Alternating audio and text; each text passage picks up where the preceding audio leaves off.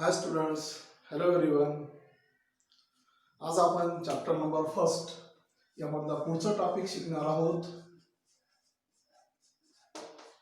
Chapter number first तुम्हाला माहितीच आहे, reproduction in lower and higher plants.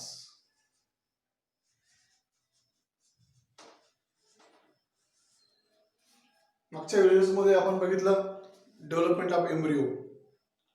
त्याच्या पुढचं टॉपिक आपण बघणार आहोत डेव्हलपमेंट ऑफ एम्ब्रियो. त्यानंतर structure of fruit and structure of seed हे टॉपिक आपण मागच्या व्हिडिओमध्ये बघितलं. आज आपण बघणार आहोत नेक्स्ट टॉपिक, सिग्निफिकन्स और function of fruit and seeds. Fruit and seeds आपण सिग्निफिकन्स बघणार आहोत किंवा इम्पॉर्टन्स बघणार आहोत आणि दोन्ही सुद्धा आपल्याला सोबतच घ्यायचे. First one, fruit. फ्रूटचे फंक्शन घेऊ पहिले, नंतर आपण सीडचे फंक्शन घेऊ. First of all fruit. आपल्याला माहिती आहे, after fertilization ovary develops to form the fruit and ovule develops to form the seeds. तर फ्रूट काय करतं? Fruit protects the seeds and nourish them. त्याला तो नरिशमेंट प्रोव्हाइड करतो, त्याला प्रोटेक्ट करतो. सेकंड पॉइंट आपण असं घेऊ शकतो, fruit protects the seeds in case of immature condition. Immature condition ला सीड्सला फ्रूट प्रोटेक्ट करत असते, कारण आपल्याला माहिती आहे सीड्स हे फ्रूटच्या आतमध्ये डेव्हलप होतं. तर ते सीड्स जे आहे ते इमॅच्युअर कंडिशन मध्ये फ्रूट प्रोटेक्ट करतात.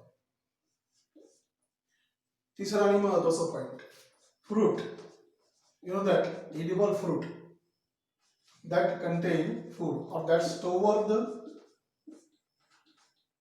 food, and such type of store food, that means fruit we used as a food, म्हणजे ॲज अ फूड आपण म्हणून फ्रूट युटिलाइज करतो.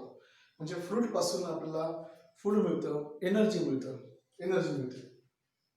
नंतर आपण बघणार आहोत नेक्स्ट सिग्निफिकन्स सीड्सचं. The seeds produces new plant. Seed produces new plant when seed germination occurs. Seed जे असतं ते सीड जर्मिनेट होतं आणि नवीन प्लांट बॉडी तयार होते. म्हणून seeds produces new plant body. Seed पासून न्यू प्लांट बॉडी तयार होत असते. नंतर seeds also stores reserve of food,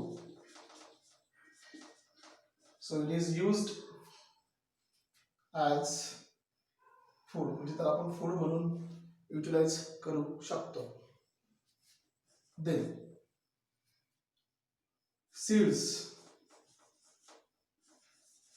goes to or transfer to the certain distances. Seeds हे कॅरी केलं जातं, एका प्लेस कडून दुसऱ्या ठिकाणी ते ट्रान्सफर केलं जातं. म्हणजे काय, seeds goes to the certain distances and that maintain species. त्यामुळे स्पेसिस मेंटेन राहतात. तर अशा प्रकारे याच्यामध्ये आपण सीडचे सिग्निफिकन्स घेऊ शकतो. हे झाले significance of fruit and seeds. साधारणतः 2 मार्काला क्वेश्चन येऊ शकतो, तर 2-2 पॉईंट दिले तरी चालेल. नंतर पुढचा टॉपिक घ्यायचा आहे आपल्याला, नोट करून घ्या. नेक्स्ट टॉपिक, काही स्मॉल कन्सेप्ट आहेत या चॅप्टर मधल्या एंडिंगच्या, ते घ्यायचे आपल्याला. Number 1, apomixis. Here apo means single, mixis means mixing. So in this case single mixing takes place. Mixis, that means mixing. म्हणजे शब्दशः अर्थ बघा, त्या ठिकाणी सिंगल न्यूक्लियस इन्व्हॉल्व होतो. आता अपोमिक्सिस आपण कशाला म्हणतो ते आपण या चॅप्टर मध्ये शिकलेलो आहोत. तर अपोमिक्सिस म्हणजे काय? It is the type of asexual reproduction. It is the asexual reproduction. Actually, it is asexual reproduction. And you know that asexual reproduction occurs without the gametes. Asexual reproduction that occurs without the gametes. Without gamete होता. आता without gamete होता म्हणजे याचा अर्थ काय की या ठिकाणी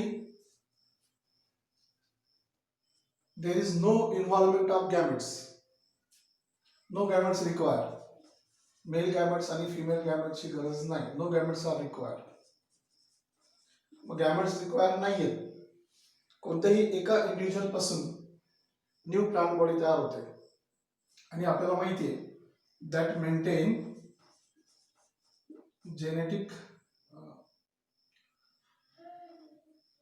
genetic individual means formation of exactly similar individual, genetically similar individuals. asexual reproduction हे तयार होतात, त्यालाच म्हणतो आपण क्लोन. हे याच्यामुळे क्लोन फॉर्मेशन पॉसिबल आहे. याचं कारण एकच आहे की या ठिकाणी एकच इंडिव्हिज्युअल इन्व्हॉल्व होतो किंवा या ठिकाणी नो मिक्सिंग होत नाही. दुसरी महत्त्वाची गोष्ट, in this case pollination and fertilization is absent.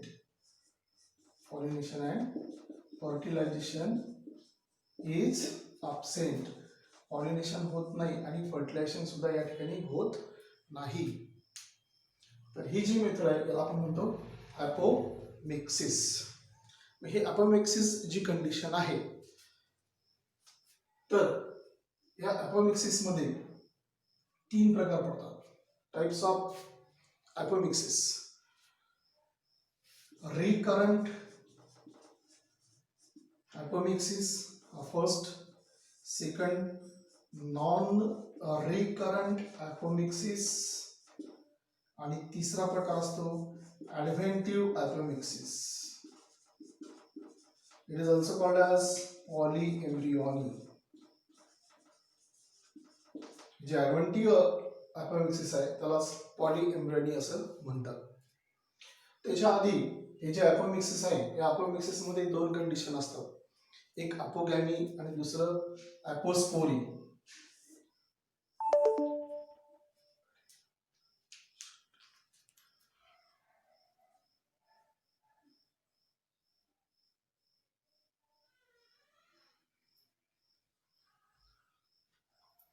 दोन कंडिशन, अपोगॅमी अँड अपोस्पोरी, ह्या 2 कंडिशन असतात.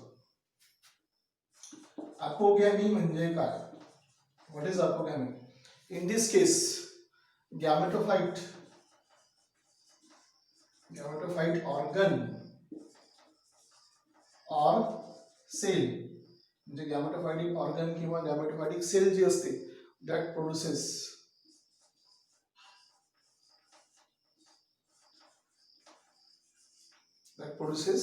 embryo like structure किंवा embryo without fertilization. म्हणजे काय? गॅमेटोफाइटिक ऑर्गन किंवा गॅमेटोफाइटिक सेल हॅप्लॉइड असते, ती प्रोड्यूस करते डिप्लॉइड एम्ब्रियो विदाउट फर्टिलायझेशन. यालाच म्हणतो आपण अपोगॅमी. दुसरी कंडिशन असते याच्यामध्येच, त्याला म्हणायचं अपोस्पोरी कंडिशन असते. यामध्ये कसं असतं? डिप्लॉइड स्पोरोफाइट हा डिप्लॉइड असतो नेहमी. तर हा डिप्लॉइड स्पोरोफाइट असतो, this diploid sporophyte that produces diploid gametophyte. Diploid sporophyte produces diploid gametophyte. म्हणजे स्पोरोफाइट डिप्लॉइड असतो नो डाऊट, परंतु हा डिप्लॉइड स्पोरोफाइट जो आहे तो डिप्लॉइड गॅमेटोफाइट तयार करतो. ही जी कंडिशन आहे याला म्हणतात अपोस्पोरी. त्यानंतर आपल्याला बघायचे टाइप्स ऑफ अपोमिक्सिस. 3 प्रकारचे अपोमिक्सिस कंडिशन असतात. Recurrent apomixis, non recurrent and adventive or that is known as polyembryonic condition. ते आपल्याला वन बाय वन बघायचे.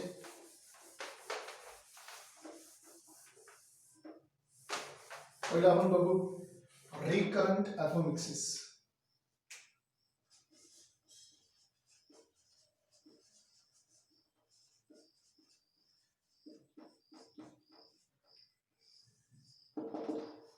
In case of recurrent apomixis, archesporial cell or nucellar mother cell किंवा nucellar cell, या ठिकाणी काय archesporial cell,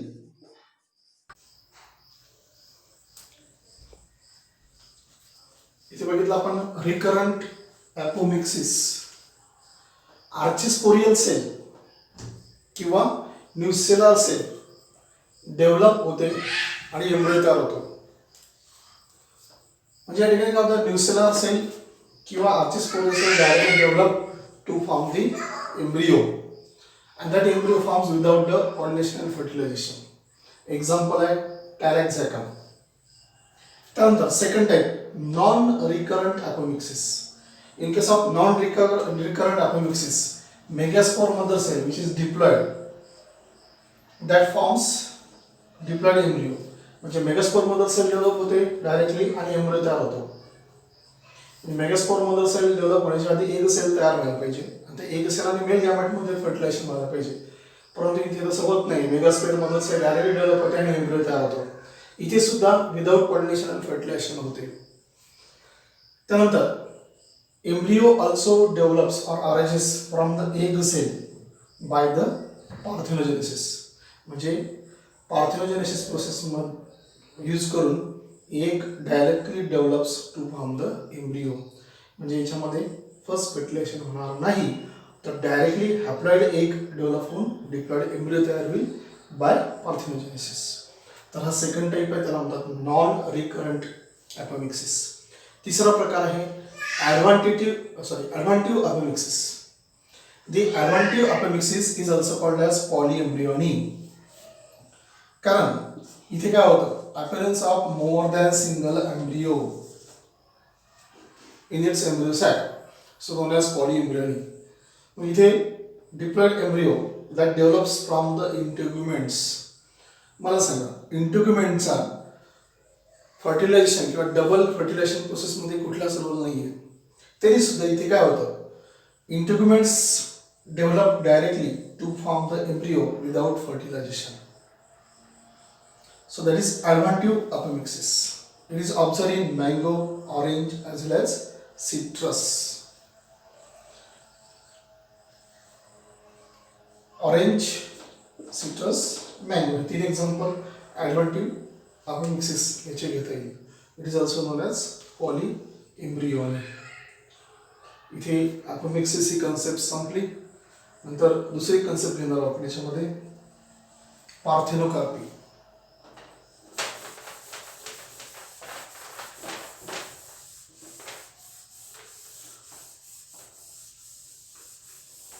या ठिकाणी apomixis जी condition आहे, ही अपोमिक्सिस कंडिशनमध्ये जे काही फ्रूट तयार होतात तर आपण अपोमेक्टिक फ्रूट असं म्हणतो.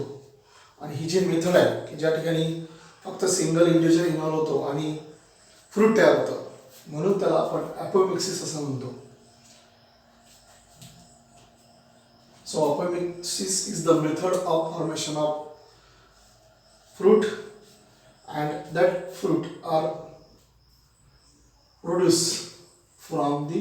म्हणजे हे जे फ्रूट अपोमिक्सिस मेथड जी आहे त्या अपोमिक्सिस मेथड ही याचे 3 टाइप्स आपण बघितले. नंतर पॉलिएम्ब्रियोनी हे टॉपिक घेणार आपण, डिस्कस करणार आहोत. 3rd नंबरचा पॉलिएम्ब्रियोनी,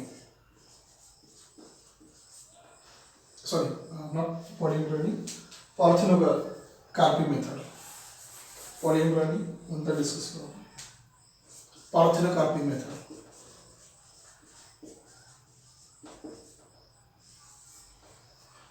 First of all, parthenocarpy means what? The method of formation of parthenocarpy means the method of formation of seedless fruit. क्या method of formation of fruit which are seedless without the fertilization.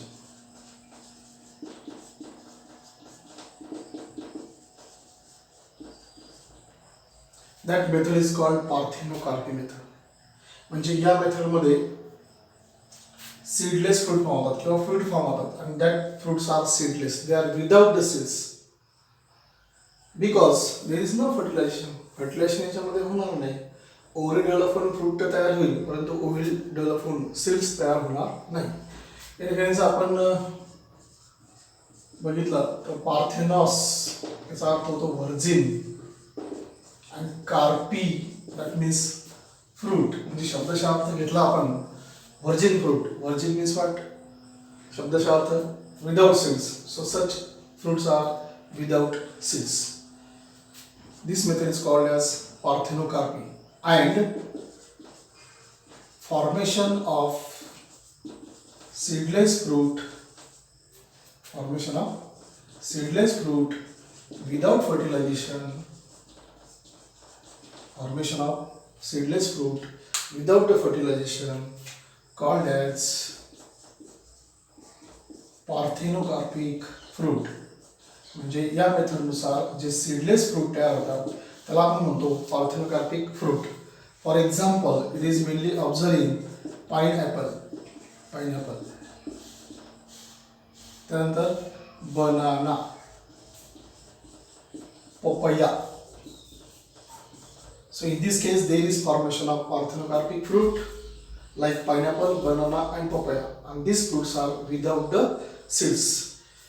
This concept given by Knoll in 1902. Parthenocarpy concept कोणी सांगितली? Knoll in 1902.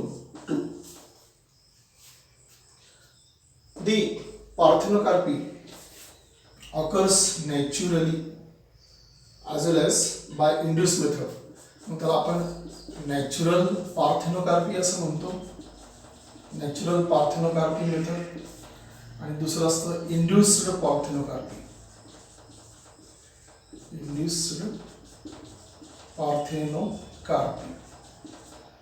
Natural parthenocarpy means in this case the formation of seedless fruit without the fertilization.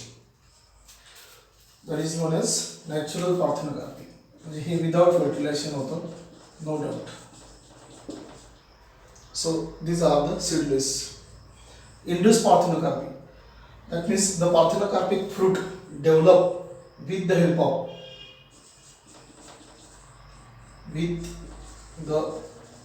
help of certain growth hormones. Induced parthenocarpy मध्ये काय असतं की certain growth hormones apply करतात आणि growth hormones apply करून इथे सीडलेस फ्रूट तयार केले जातात. म्हणून त्याला म्हणतात इंड्युस्ड पार्थेनोकार्पी. याला आर्टिफिशियल पार्थेनोकार्पी सुद्धा म्हणता येईल कारण ऍक्टिव्हिटी ऑफ ह्युमन बिइंग होत असते. एक्झाम्पल आपण घेऊ शकतो. म्हणजे या ठिकाणी ग्रोथ हार्मोन्स यूज करतात. ग्रोथ हार्मोन्स कोणते असू शकतात? IAA indole acetic acid, NAA naphthalene acetic acid, त्यानंतर जिबर्लिन, ऑक्झिन वगैरे. तर या ठिकाणी एक एक्झाम्पल घेऊ आपण. Grapes, the seedless grapes that means parthenocarpic fruit, that is grapes produced with the help of growth hormone known as gibberellin. तर ते जिबर्लिन हे एक्झाम्पल याच्यामध्ये घेता येईल. तर याला म्हणतो आपण parthenocarpy. and there is formation of seedless fruit. तर या चॅप्टर मधले एक टॉपिक राहिलेलं आहे ते टॉपिक आणि जे आपण डबल फर्टिलायझेशन प्रोसेस घेतली त्यानंतर पोस्ट फर्टिलायझेशन चेंजेस घेतलं तर त्यावर काही प्रॉब्लेम्स आहेत, ते एक्झाम्पल्स आहेत, ते आपण पुढच्या व्हिडिओमध्ये घेऊ. म्हणजे फर्स्ट चॅप्टर आपलं संपून जाईल. थँक्यू. तुम्हाला जर माझे बायोलॉजी विषयाचे व्हिडिओ आवडले असतील तर नक्कीच शेअर करा, लाईक करा, कमेंट करा आणि हो, सबस्क्राईब करायला विसरू नका. सबस्क्राईब करताना बाजूची बेल आयकॉन आहे त्याच्यावर क्लिक करा, म्हणजे पुढची नोटिफिकेशन तुम्हाला मिळतील.